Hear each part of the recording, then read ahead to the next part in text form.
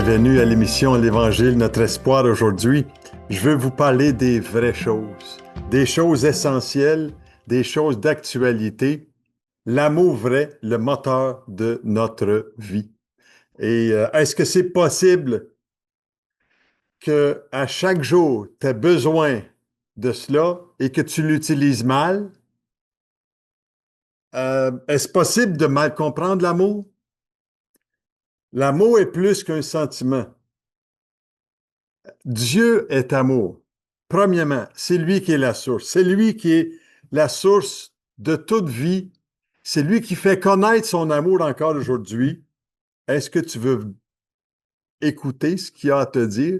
Et j'aimerais te partager aujourd'hui des choses si importantes, essentielles à la vie. En dehors de lui, en dehors de Dieu, il n'y a pas d'amour véritable, mais seulement un sentiment déformé de l'amour par le péché qui habite en nous. Dans 1 Jean chapitre 4, verset 16, l'apôtre Jean, l'apôtre de l'amour, disait, « Et nous avons connu l'amour que Dieu a pour nous, et nous avons cru à cet amour. » Dieu est amour. Si quelqu'un vit dans l'amour, il vit en Dieu et Dieu vit en lui. Est-ce que tu connais l'amour que Dieu a pour toi? Quel est le niveau de santé de tes relations autour de toi, les gens qui t'entourent, les gens que tu côtoies? Je ne parle pas d'aimer d'une façon professionnelle ici. Je parle d'aimer comme ce serait le moteur de ta vie qui en dépend. Et sur qui t'appuies-tu quand tu vis des blessures émotionnelles, des trahisons, du rejet de la part des gens? On a tous des réactions face aux gens qui nous entourent. Et l'amour est le moteur de la vie. Et il nous motive à nous lever le matin, chaque matin, et continuer à vivre, à donner un sens à notre vie, un objectif bien concret en ce qui concerne les gens qui nous entourent. Et j'aimerais vous dire aujourd'hui que l'amour de Dieu est assez large, assez longue, profonde et haute, mais puissante pour te rejoindre aujourd'hui et te réconforter, te faire du bien, te pardonner, parce que Dieu, il est celui qui aime d'un amour sans faille. Et Dieu veut te tendre la main aujourd'hui. Est-ce que toi, tu tendras ta main vers lui aujourd'hui avec ce que je vais te partager dans cette émission sur l'Évangile, notre espoir? On va ouvrir la Bible ensemble. Parce que la Bible, c'est la parole de Dieu. La Bible, c'est la vérité. Et Jésus a dit dans l'Évangile de Jean, chapitre 13, verset 34, « Je vous donne un commandement nouveau. Aimez-vous les uns les autres comme je vous ai aimé. Vous aussi aimez-vous les uns les autres. » Le commandement de Jésus est clair. Où est-ce que se trouve la dimension de l'amour que tu as dans le cœur pour Dieu et ton prochain? Est-ce que l'amour que tu as est sacrificiel ou seulement émotionnel? Je ne suis pas en train de nier l'amour émotionnel. Je suis en train de te dire, le véritable amour va te demander de te sacrifier, de penser à l'autre avant de penser à toi. Et je veux que vous sachiez que le Fils de Dieu veut élargir et approfondir ta dimension de l'amour afin de te rendre libre et uni avec lui. Dans ce moteur de la vie qui est l'amour. Et durant ces semaines qui se sont poursuivies dans cette série, c'est la dernière aujourd'hui, la 9e d'une série sur l'amour vrai, le moteur de notre vie. Et vous et moi avons besoin de découvrir le véritable amour de Dieu. C'est pour ça que je mets de l'emphase là-dessus. Et c'est pas une mascarade que j'essaye de te montrer aujourd'hui ou essayer d'épater les gens, mais je veux apprendre avec vous à aimer. Parce que moi aussi, je suis en apprentissage. Mon désir n'est pas de te divertir, OK? Mais te dire la vérité parce que ta vie dépend de cet équilibre. Ta vie dépend de l'essence de l'amour qu'il y a en toi. Et c'est tellement important.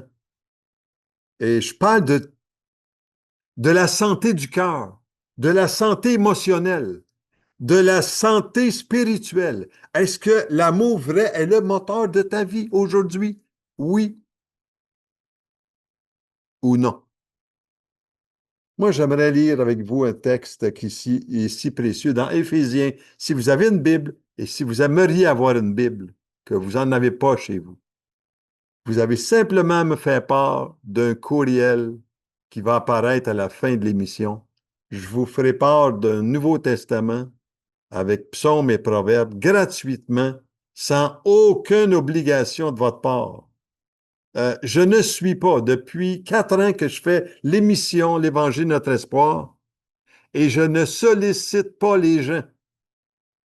D'aucune façon, j'offre la vérité à ceux qui veulent l'entendre.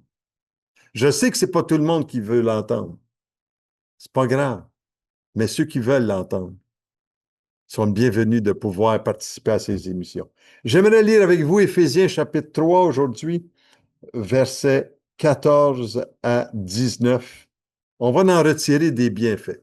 Et l'apôtre Paul explique aux gens, aux croyants ici, là, qu'il y a des déformations dans leur vie. Et il veut corriger ça. Il dit, dans le verset 14, « À cause de cela, je fléchis les genoux devant le Père, de qui toute famille dans les cieux et sur la terre tire son nom, afin qu'il vous donne, selon la richesse de sa grâce, d'être puissamment fortifié par son esprit dans l'homme intérieur, en sorte que Christ habite dans vos cœurs par la foi, afin qu'étant enraciné et fondé dans l'amour, vous puissiez comprendre avec tous les saints quelle est la largeur, la longueur, la profondeur et la hauteur, et de connaître l'amour de Christ qui surpasse toute connaissance, en sorte que vous soyez remplis jusqu'à toute la plénitude de Dieu. Oh, qu'il y a du matériel à méditer sur ces passages, ces versets-là. Quel texte l'apôtre Paul qui explique ici? Quelle inspiration donc! Il dit dans le verset 14, « Devant Dieu le Père. » Wow, ça commence bien. Parce que, est-ce que Dieu est ton Père ou bien seulement ton Créateur? Que tu sais qu'il y a un Créateur, tu sais qu'il y a quelqu'un à quelque part qui a créé tout ça, là. Mais ici, Jésus, même dans la prière du Notre Père, quand ses disciples viennent à lui puis lui demandent, Seigneur, enseigne-nous à prier. Comment prier? Et il dit cette fameuse prière du Notre Père. Ça fait que Paul comprend bien l'autorité qu'il y a dans le Père. Est-ce que Dieu est ton Père ou bien seulement ton Créateur? Et je vais t'expliquer tout au long de cette émission aujourd'hui l'importance que Dieu devienne ton Père.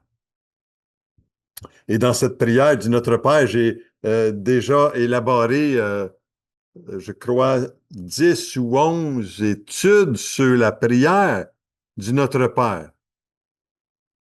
Et c'est à vous d'aller voir sur YouTube ces les émissions que j'avais produites pour vous aider. Le verset 15 dit que toute famille, de qui toute famille dans les cieux sur la terre tire son nom. Fait que Dieu est créateur, mais il est le Père aussi. Puis il veut faire connaître la dimension de son amour envers nous. Si nos familles seraient en santé, notre société se porterait beaucoup mieux et le système de santé irait beaucoup mieux. Il coûterait beaucoup moins cher à notre société. Euh, Verset 16 ici, quand on regarde le verset 16 qui dit afin qu'il vous donne selon la richesse de sa gloire. Wow, j'aime ça. D'être puissamment fortifié par son esprit. Il y a de la richesse dans le nom du Seigneur et c'est tout à fait gratuit. C'est gratuit parce qu'il a tout payé pour nous afin que nous puissions avoir un accès auprès du Père à cause de Jésus. Il est ce chemin qui nous conduit au Père. Quel merveilleux privilège. Verset 17, Jésus veut habiter dans ton cœur aujourd'hui. Pourquoi? Parce qu'il veut aller à la racine de ta vie. Parler à ton cœur. Parce que c'est selon les racines de ta vie que le fondement de l'amour va commencer.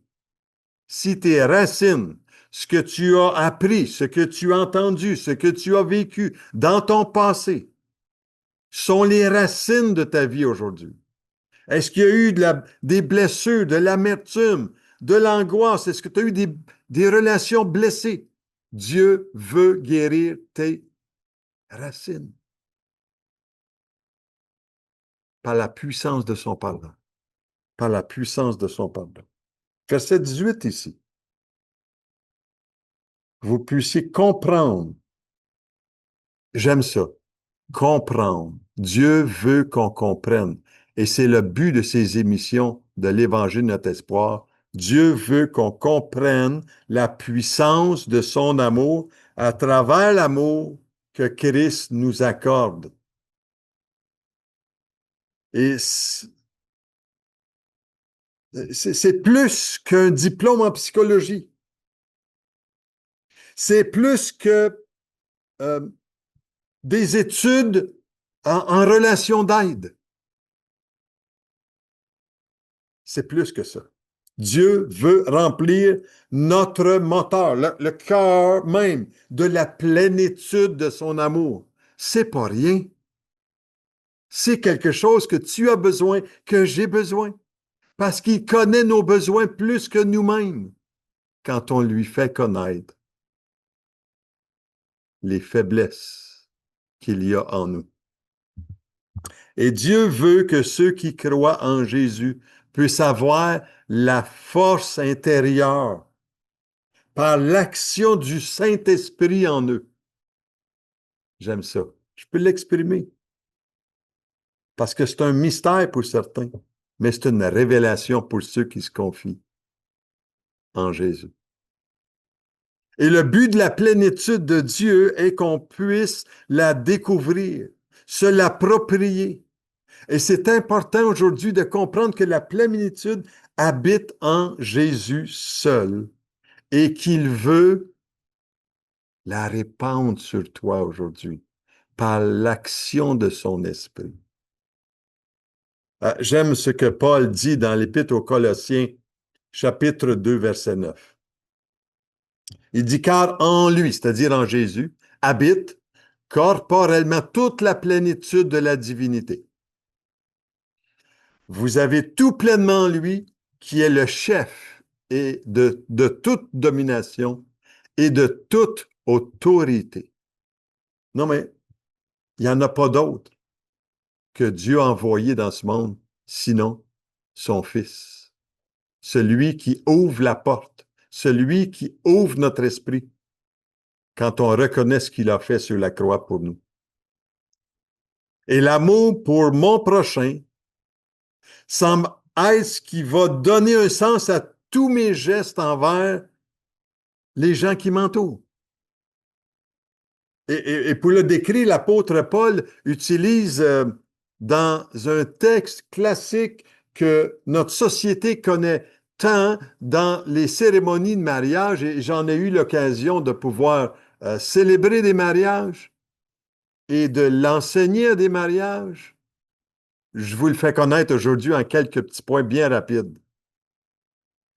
Paul exerce son ministère auprès des Corinthiens, puis il dit dans 1 Corinthiens 13, moi je l'appelle le chapitre du sandwich, parce que le chapitre 12 et le chapitre 14, chapitre 12 nous parle des dons spirituels, chapitre 14 nous parle de la pratique des dons spirituels, et au milieu, c'est la viande, le véritable sens de la vie, l'amour véritable.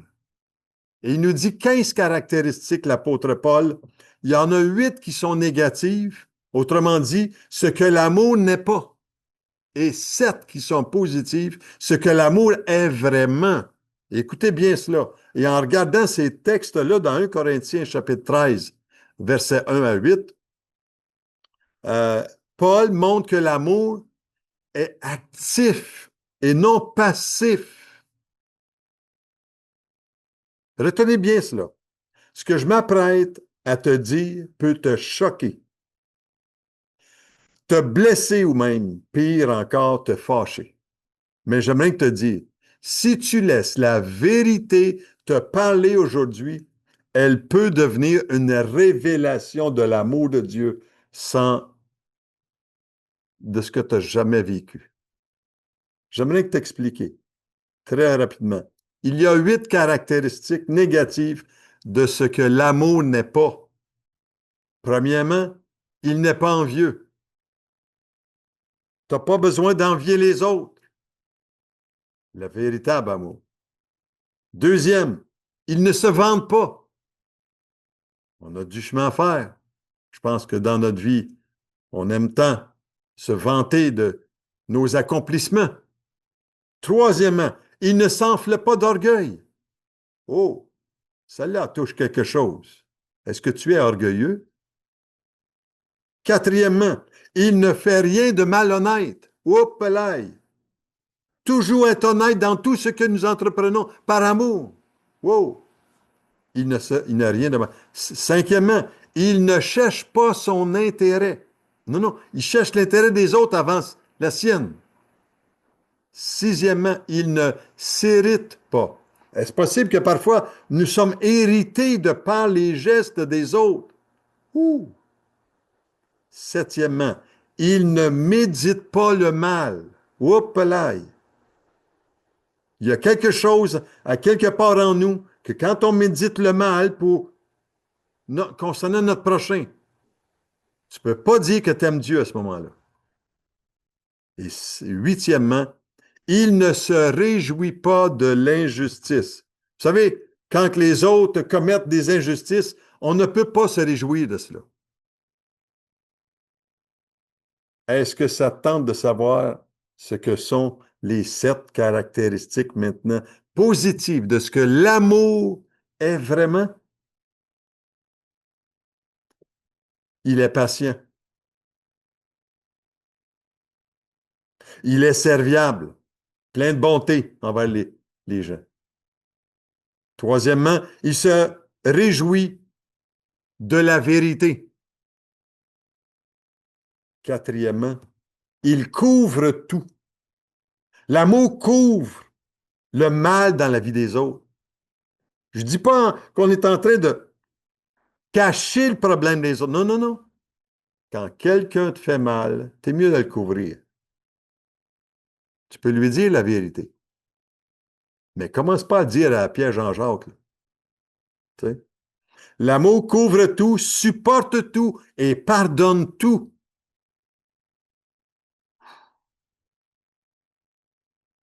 Cinquièmement, il croit tout. Sixièmement, il espère tout. Plein d'espérance pour le meilleur pour ta vie. Septièmement et dernièrement, il supporte tout. Il est toujours en train de supporter les gens autour de lui. Je te pose la question, qui est capable d'aimer comme ça?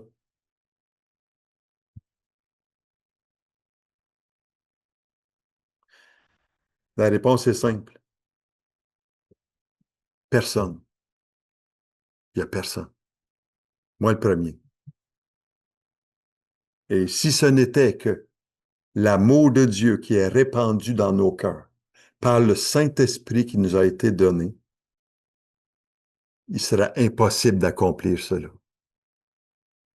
Et Jésus disait à son Père, je leur ai fait connaître ton nom et je leur ferai connaître afin que l'amour dont tu m'as aimé soit en eux et que je sois en eux. L'amour que je te présente aujourd'hui, c'est celle que Jésus t'a tant aimé. Dieu, le Père, a tant aimé. Et tu peux mettre ton nom ici. Il t'a tant aimé, qui a donné son Fils, pour qu'on puisse avoir la vie éternelle. Avoir cette espérance de la vie abondante, ici-bas sur terre, mais la vie éternelle. Parce que, est-ce que tu sais aujourd'hui où tu vas quand tu quitteras ce monde? Tu auras à répondre de ta vie ici, devant Dieu. Qu'auras-tu fait de Jésus qui est venu dans ce monde? Celui qui connaît toutes choses de toi et dans laquelle il te tend la main aujourd'hui. Il veut t'aider. Il veut rendre ton âme prospère. Il veut guérir avant tout. Il veut savoir si tu vas lui laisser de la place. Et en terminant, j'aimerais prier avec toi pour cette fin de série, pour comprendre le véritable amour. Seigneur, je prie que tu poses ta main aujourd'hui sur cette personne qui écoute ce message. Tu connais le cœur. Tu connais mon cœur. Je veux me placer à votre place aujourd'hui.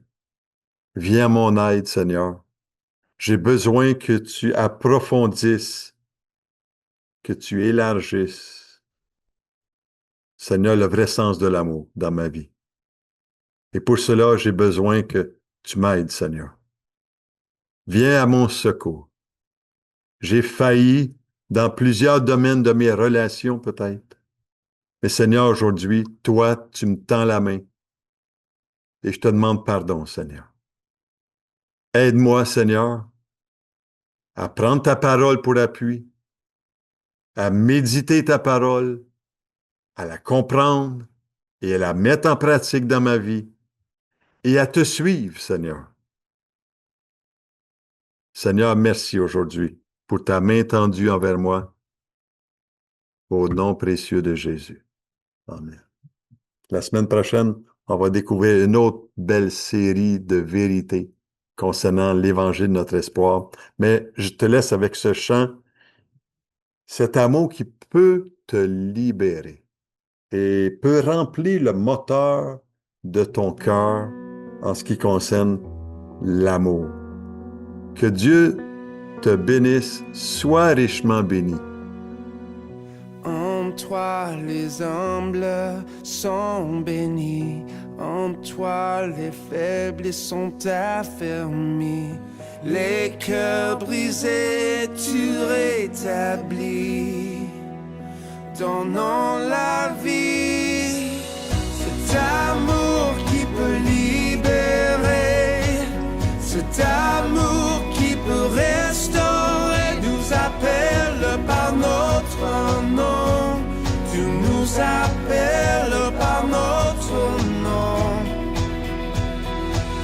C'est Dieu qui créa tout l'univers, c'est Dieu qui va mourir au calvaire, nous appelle par notre nom. Tu nous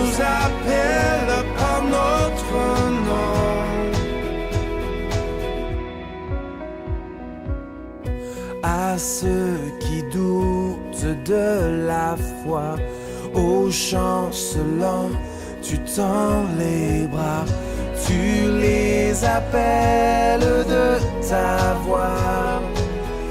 Venez à moi, cet amour qui peut libérer, cet amour qui peut restaurer, nous appelle par notre nom, tu nous appelles par notre nom.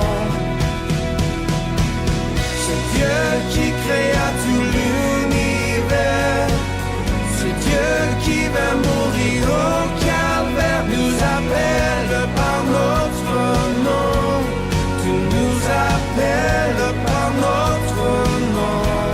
Oh,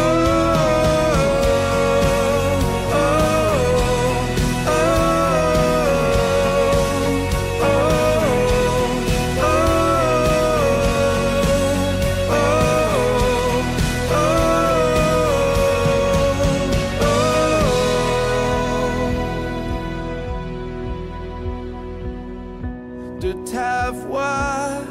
de ta voix, tu nous appelles à la croix. De ta voix, tu nous appelles à la croix. De ta voix, tu nous appelles à la croix. De ta voix, tu nous appelles à la croix. Cet amour qui peut libérer, cet amour qui peut restaurer, nous appelle par notre nom, tu nous appelles par notre nom. C'est Dieu qui créa tout l'univers, c'est Dieu qui va mourir au calvaire, nous appelle par notre nom, tu nous appelles par notre nom. Oh, oh, oh, oh, oh,